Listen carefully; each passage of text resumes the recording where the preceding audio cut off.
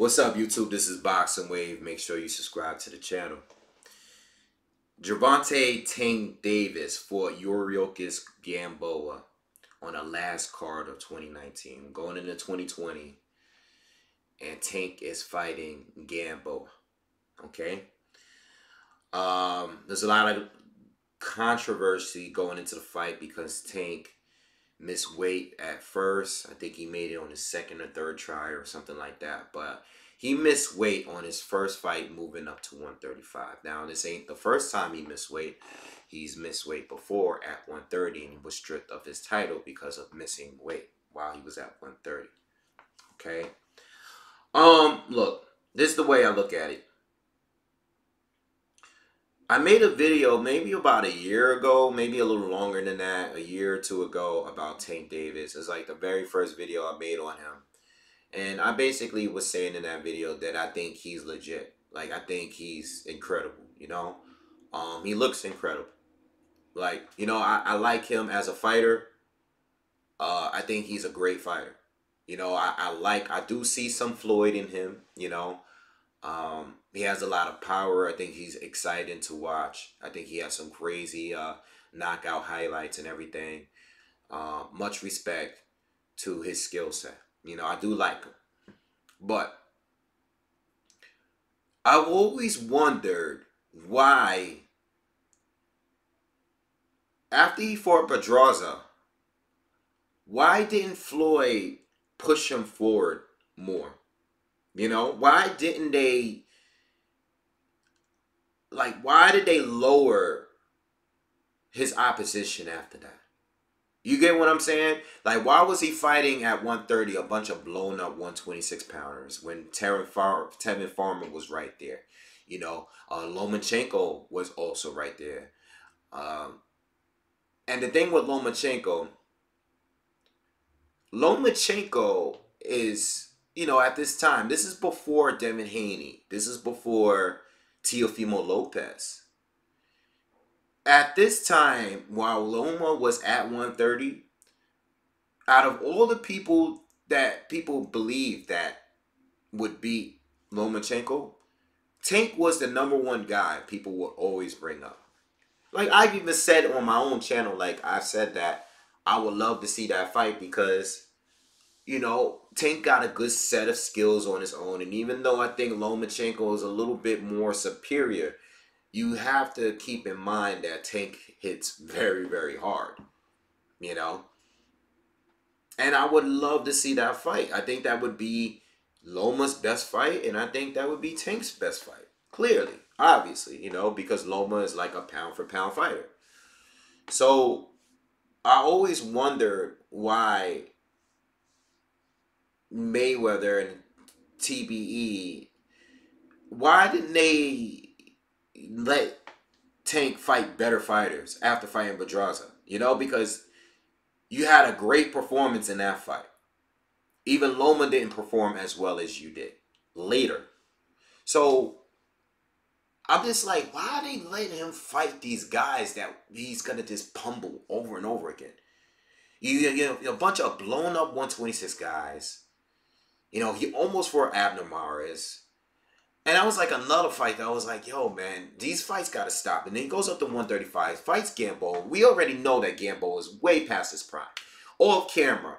Did do a prediction video, but off camera I said Tank is going to stop him at 6. Right? I said that it won't be as early as some of my, because I talked with friends. Some of my friends said 3-4 rounds, within 3 or 4 rounds. I said 6. I gave Gamboa 6 because I thought Gamboa would be tough first few rounds. All right, but it didn't even go that way. Like, Gamboa was getting hit and tuned up really early, and then he had a foot injury, right? And it affected his movement. His leg was like all messed up, you know. It was like Highland when Jamal Charlo faced him when he moved up to 160, right? It was just bad.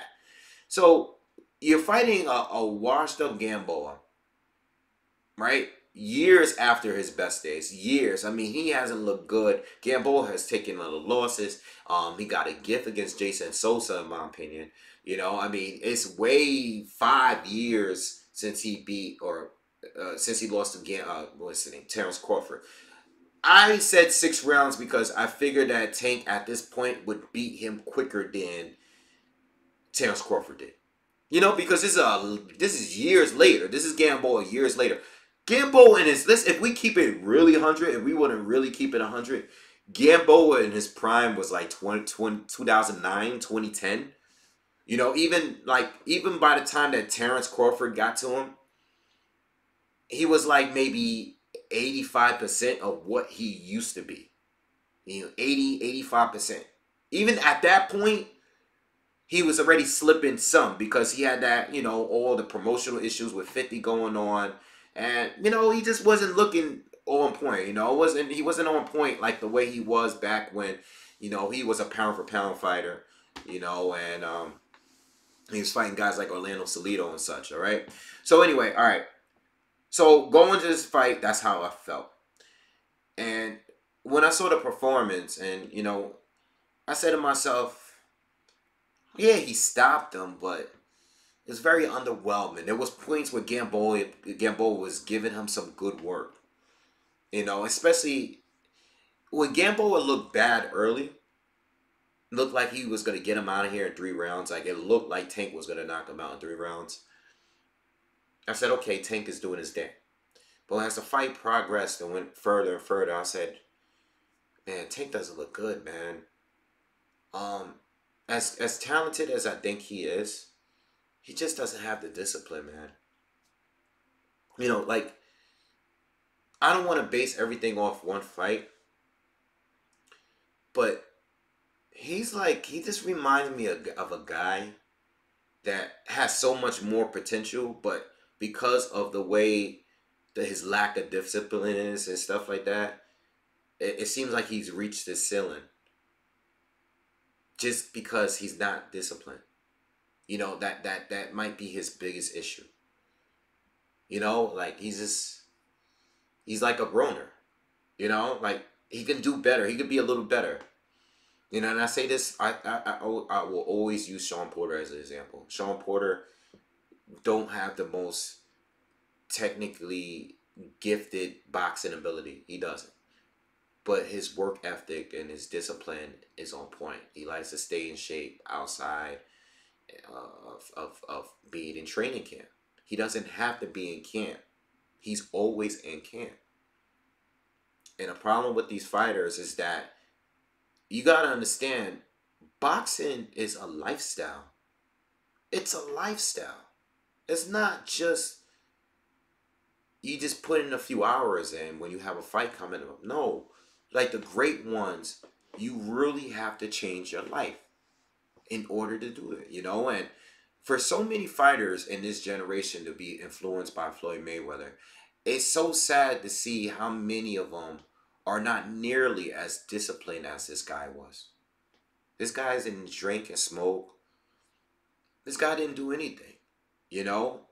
He always stayed fit and he never really blew up in weight. You know, he wasn't out here. He wasn't out here acting like these younger guys, man. And that's part of the problem. Davis definitely has the talent. It's definitely there. I see it with my own eyes. But he lacks discipline. And this is why he began to fade against a faded fighter. You don't fade. You don't make a fight like that a fight.